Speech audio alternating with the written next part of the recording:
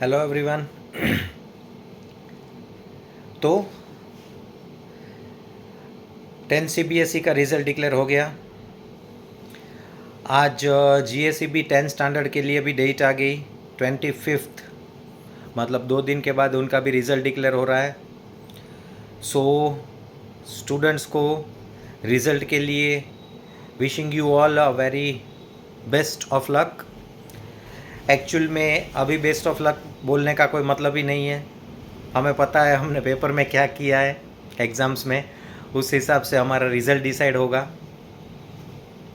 लेकिन याद रखना, उस हिसाब से आपका फ्यूचर डिसाइड नहीं होगा। ये सिर्फ एक एग्ज़ाम का रिज़ल्ट होगा। जो रिज़ल्ट के बेस के ऊपर आपका फ्यूचर कंप्लीटली डिपेंडेंट नहीं है, वो सिर्फ और सिर्फ एक पेपर का टुकड़ा है। हाँ, 10 स्टैंडर्ड का रिज़ल्ट हमें आगे अपने लाइफ में कौन सा कैरियर के लिए कौन सा स्ट्रीम चूज़ करना है, स्टडी के लिए कौन सा स्ट्रीम चूज़ करना है, उसके लिए डेफिनेटली यूज़फुल रहेगा। लेकिन वो आपके लाइफ का रिज़ल्ट नहीं है, वो याद रखना। आप जो चाहो वो कर सकते हो, चाहे आपका रिज़ल्ट आपके कैलकुलेशन के हिसाब से आता है या नहीं आता। ये चीज़ प्लीज़ सारे स्टूडेंट्स अपने ध्यान में रखिएगा। चलिए, आज मुझे एक ऐसे टॉपिक के बारे में बात करनी है जिसके बारे में मैं पिछले करीबन 2 दिन से सोच रहा था। मैं सोच भी रहा था, मेरी 1-2 जगह पे बातें भी हुई उससे related, and then I decided कि इसके बारे में एक वीडियो बनाना तो बनता है। बात कुछ ऐसे स्टार्ट करते हैं। अगर हम पिछले 100 ईयर्स 100 सालों के बारे में सोचे, फॉर द होल वर्ल्ड, ऐसे लोग कि जिन लोगों ने अपने फील्ड में या दुनिया के किसी भी फील्ड में कुछ ऐसा रिवोल्यूशनरी कुछ इनोवेट किया, मतलब कुछ ऐसा किया कि जिसकी वजह से पूरे वर्ल्ड का पूरा, हम कह सकते हैं कि नक्शा ही बदल गया। दुनिया का पूरा नक्शा बदल गया। नक्शा बदल गया नॉट इन सेंस ज्योमेट्रिकली, लेकिन हमारा जो अभी लाइफ का मूवमेंट है, पूरे वर्ल्ड का लाइफ जो चल रहा है, वो पूरा रिदम चेंज हो गया। जैसे कि दुनिया को एक नई दिशा मिल गई। ऐसे अगर कुछ लोगों के नाम हम याद करें पिछले 100 ईयर्स में से, तो कुछ नाम आते हैं जैसे कि the renowned scientist of the past century Stephen Hawkings, फिर माइक्रोसॉफ्ट मिस्टर बिल गेट्स, जिन्होंने सेल्स एंड मार्केटिंग का पूरा फेस चेंज करके रख दिया। ऐसे अमेज़न के मालिक मिस्टर जेफ बेजोस, जिन्होंने दुनिया को एक फ़ोन के अंदर कंबाइन करके लाके रख दिया फेसबुक के थ्रू। आगे फिर बाद में तो बहुत कुछ हुआ। ऐसे मिस्टर मार्क जुकरबर्ग, और अभी ट्रेंडिंग में जिनकी बात सबसे ज़्यादा होती है, जिन्होंने तय कर लिया है कि वो ह्यूमन बीइंग्स को मून के ऊपर, मार्स के ऊपर डेफिनेटली लेके जाएंगे, जिन्होंने पूरे स्पेस को इंसान के कदमों में लाके रख दिया, और जिन्होंने ऑटोमोबाइल इंडस्ट्री में भी ऐसा बहुत बड़ा रिवॉल्यूशन करके रख दिया है। ऐसे स्पेसएक्स और टेस्ला के ओनर, जिसका नाम बताने की आई थिंक मुझे ज़रूरत नहीं है, मिस्टर एलोन मस्क। तो अगर ऐसी पर्सनालिटीज़ के बारे में हम सोचते हैं, तो क्वेश्चन ये है कि ये इंसान बने कैसे? क्या उनमें हम में और आप में जो कुछ है उससे कुछ अलग है? क्या उनके 2 सींग है, 4 हाथ है, दो दिमाग है? नहीं, ऐसा कुछ नहीं है। और ऐसी पर्सनालिटीज़ हमारे कंट्री में से क्यों नहीं क्रिएट हो रही है, क्यों नहीं जनरेट हो रही है? एक बहुत बड़ा क्वेश्चन है ये। सच में बता रहा हूँ, पिछले 2 दिन से ये क्वेश्चन मेरे दिमाग में चल रहा है कि हाँ, हमारे यहाँ बहुत सारी ऐसी पर्सनालिटीज़ है जिन्होंने इन लोगों को देखने के बाद कुछ किया।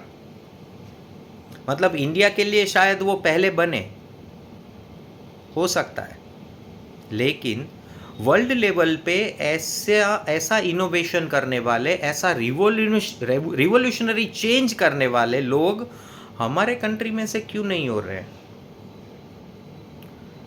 कल एक स्कूल के प्रिंसिपल के साथ मेरी बातें हो रही थी, तब भी हमारे इस पॉइंट पे बातें हुई, तो मुझे जवाब मिला कि इंडिया में हमारे पास रिसोर्सेज नहीं है, हमारा एजुकेशनल सिस्टम इतना एडवांस नहीं है, इंफ्रास्ट्रक्चर हमारे पास ज़रूरत के हिसाब से नहीं है। देन आई वॉज थिंकिंग, और आई विश कि आप सब लोग भी सोचो कि इन जो भी लोगों के नाम हमने लिए, क्या उन सभी लोगों के पास हाईली एजुकेशन था? क्या उन सभी लोगों के पास रिसोर्सेज और इंफ्रास्ट्रक्चर जो भी चाहिए थे वो सारे अवेलेबल थे? नहीं। तो क्या ऐसा है उन लोगों में जो हमारे यहाँ है लेकिन हम उसके ऊपर ध्यान नहीं दे रहे? पता है, I am going to talk about 3 T's। T. हम बातें करते रहते हैं 2 T के बारे में। पहला T, ट्रेंड, और दूसरा T, ट्रेडिशन। मैं क्या कहना चाहता हूं, चलिए समझिए। या तो हमारे स्टूडेंट्स, इवन हमारे टीचर्स और स्पेशली हमारे पेरेंट्स एक ही चीज़ सोचते हैं, ट्रेंड, अभी मार्केट में किसका ट्रेंड चल रहा है।